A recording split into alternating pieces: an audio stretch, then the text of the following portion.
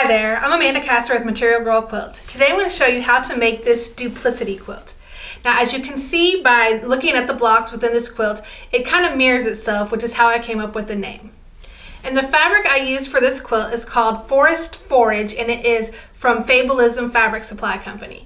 It is a beautiful woven fabrics that were really actually fun to sew with, and if you haven't sewn with wovens before, I recommend you give it a try. Now this quilt pattern is a fat quarter friendly pattern, which makes it easy to adjust the size. So if you would like to make this smaller or larger, it's easy to do. Just change the number of fat quarters that you use for your quilt. I will explain that a little more later, but for this particular quilt, you will need a total of 16 fat quarters.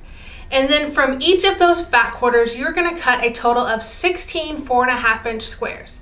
But before you get started on cutting, I want to make a note that you take a look at the fat quarters you've selected for this quilt and make sure that they're at least either 18 inches exactly in width or more. And the reason I say that is because when you cut your squares from your fat quarters, you're going to cut 4 across the width four different times, but 4 times 4.5-inch squares is 18 exactly, so you will have no wiggle room, and you need these to be at least 18 inches square or 18 inches in width. So now that all of that is explained, let's go ahead and get started. Now once all of your squares are cut, you're going to select the squares from 2 different fabrics that you want to pair together for blocks, and you will take one of each and place them right sides together, and then draw a line on the diagonal and sew 1/4 inch on either side of the diagonal line, like I've done here. And once you have sewn that, you're going to then cut apart directly on the diagonal. And again, I'm doing this with scissors here just to demonstrate, but typically I take all of these to my cutting mat and use my rotary cutter. So once you sew those together and cut them apart, you will end up with 2 half-square triangles. You'll repeat this for all of the squares that you have paired together to create a total of 32 half-square triangles.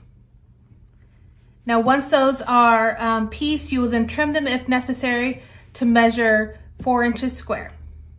Once you have pieced and trimmed all of your half-square triangles, you will select 16 of those and lay them out as shown to create your first block. And then you will sew these into rows, so there'll be 4 rows, and then sew the rows together to complete the blocks. I'm going to sew this block, and then I'm going to show you how I press the seams. Now here is the completed block, and it measures 14.5 inches square. And if we flip it over, you will see that for each row I pressed in opposite directions, and then between the rows I pressed the seams open. So once you finish one block of this colorway, you're going to then select your half-square triangles from the remaining half-square triangles of this colorway, and just place them in the opposite color direction as you did your first block.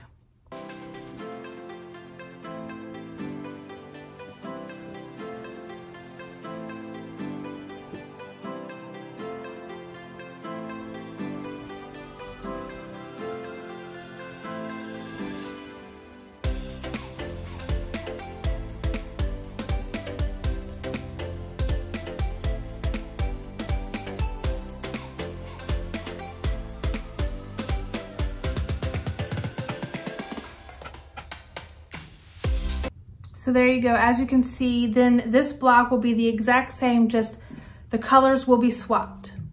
So you will create 2 blocks per colorway. Now once all of your blocks are completed, you will lay them out into 4 rows of 4 blocks each, making sure to rotate the direction of each block as you go.